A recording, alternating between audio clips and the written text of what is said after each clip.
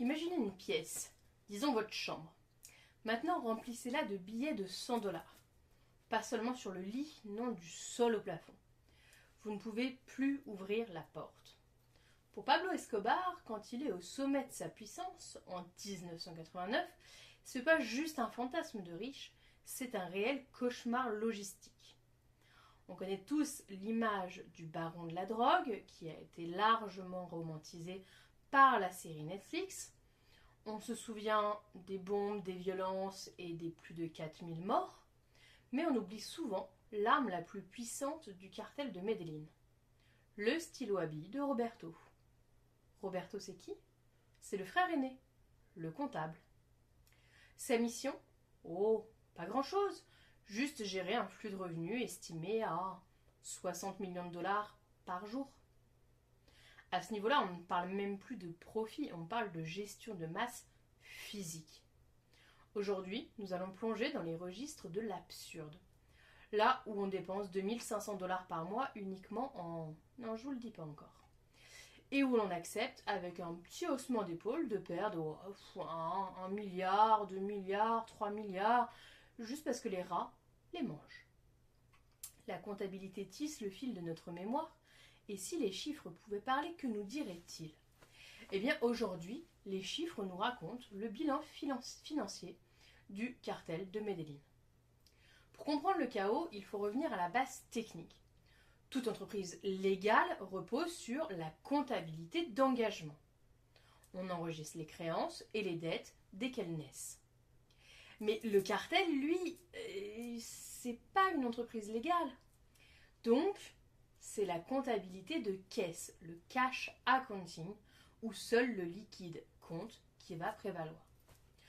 Dans les années 80, le cartel de Medellín contrôle 60 voire 80% du marché mondial de la cocaïne.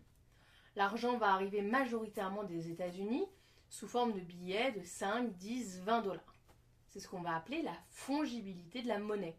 Chaque billet est interchangeable, anonyme, et surtout il prend une place folle. Roberto Escobar n'était pas un simple bandit. Avant de rejoindre son frère, c'était un cycliste professionnel et il avait une formation de comptable. C'est donc lui qui a été en charge d'inventer une structure que les écoles de commerce n'enseignent pas vraiment. Il a dû gérer ce qu'on appelle en finance les coûts de détention de stock. Mais ici, le stock, c'est littéralement le produit de la vente. Imaginez 1 million de dollars en billets de 20 dollars. Ça représente 50 000 billets. Chaque billet pèse 1 gramme, si on en croit la banque américaine. On arrive donc à un chiffre de 1 million de dollars, pèse environ 50 kilos. Vous multipliez ça par les milliards qui sont générés par le cartel. Le cartel possédait alors plus de 15 avions et plusieurs semi-submersibles pour pouvoir transporter cet argent.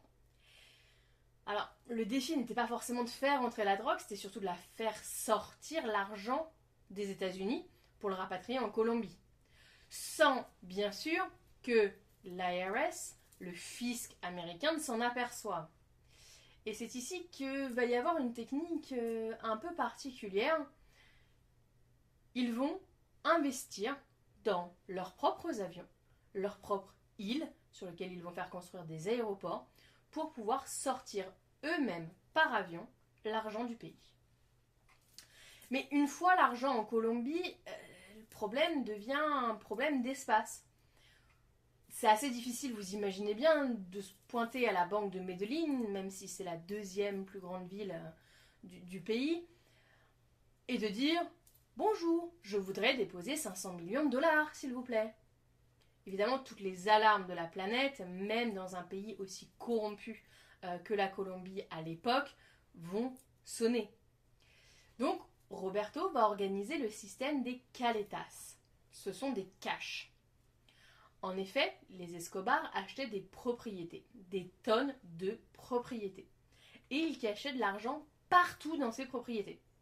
Sous les meubles, dans les murs, enterrés dans le jardin, etc. Au total, on considère qu'il y a eu plus de 141 maisons propriétés des Escobar dans plusieurs pays.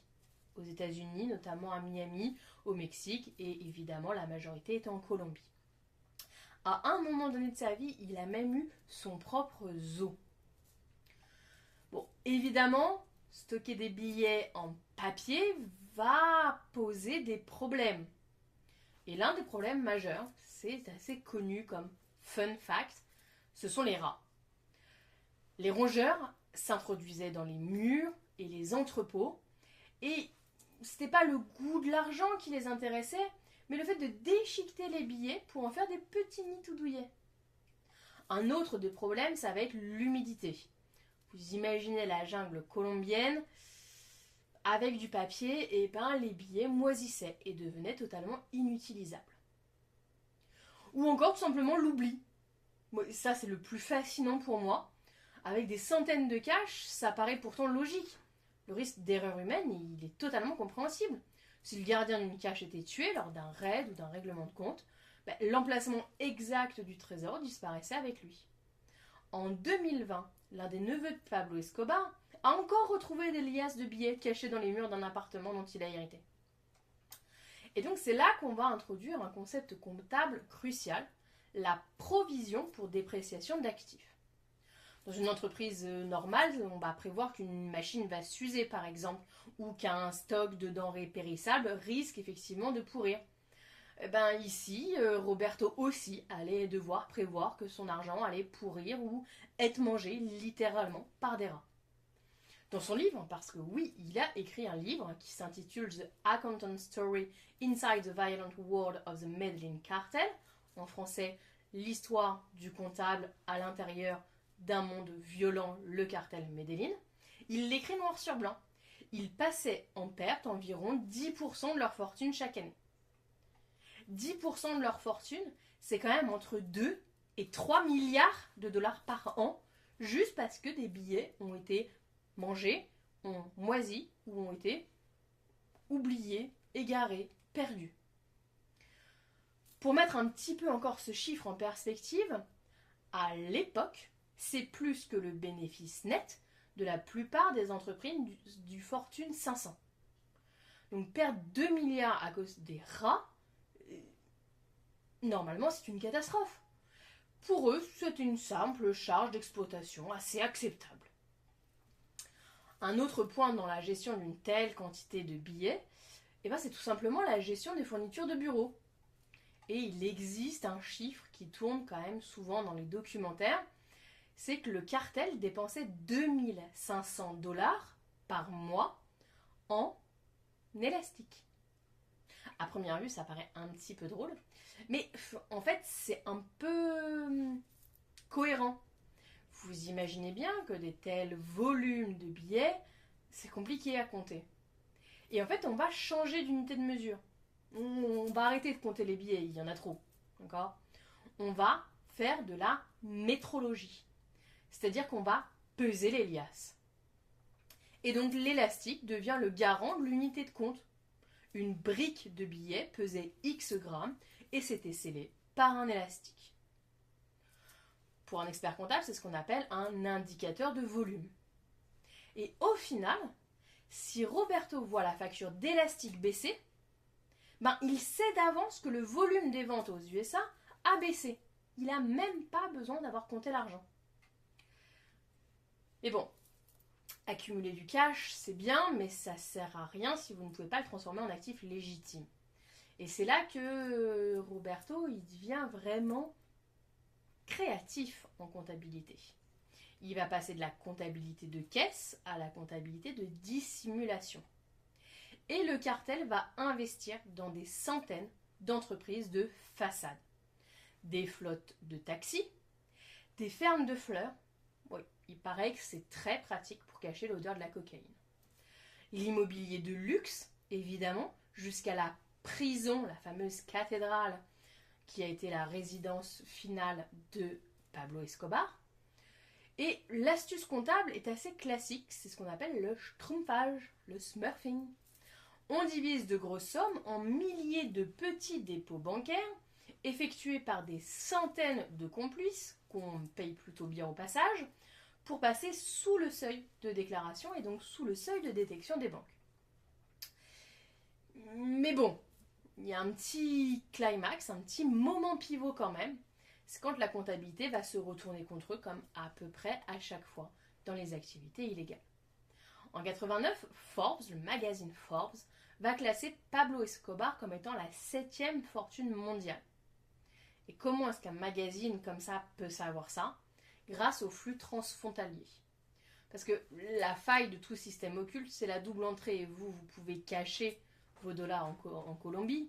Il y a quand même une trace de sortie quelque part d'une banque aux Bahamas ou au Panama, etc.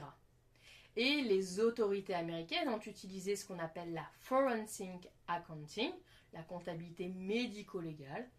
Et ils n'ont pas cherché la drogue, ils ont cherché l'équilibre du bilan. Ils ont traqué les incohérences entre le train de vie d'Escobar, ses revenus déclarés, etc. En fait, ils ont fait exactement comme ils avaient fait quand ils ont fait tomber Al Capone 50 ans plus tôt. L'empire de Medellín s'est effondré sous le poids de sa propre démesure. En 93, il est acculé.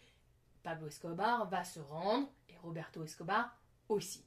Il a passé des années en prison, il a survécu à une lettre piégée qui l'a rendu partiellement aveugle, mais l'héritage comptable de cette époque est bien vivant. Alors, aujourd'hui, si vous essayez de déposer 10 000 euros en liquide, votre banquier va vous poser 1000 questions. Et c'est un des héritages directs des années Escobar.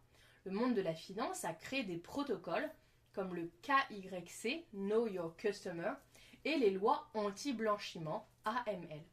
Et tout ça, c'est pour empêcher qu'un comptable puisse un jour provisionner 2 milliards de dollars en perte due au rat. Le cash est donc devenu l'ennemi des gouvernements parce qu'il est difficile à tracer. Il y a même certains politiques qui proposent de ne plus avoir de cash du tout afin de limiter toute l'économie souterraine. On vit effectivement dans une ère de traçabilité numérique totale. Et donc, est-ce que l'épopée logistique de Roberto Escobar aurait été physiquement possible aujourd'hui? Est-ce qu'on aurait des tasses numériques, peut-être avec les crypto-monnaies?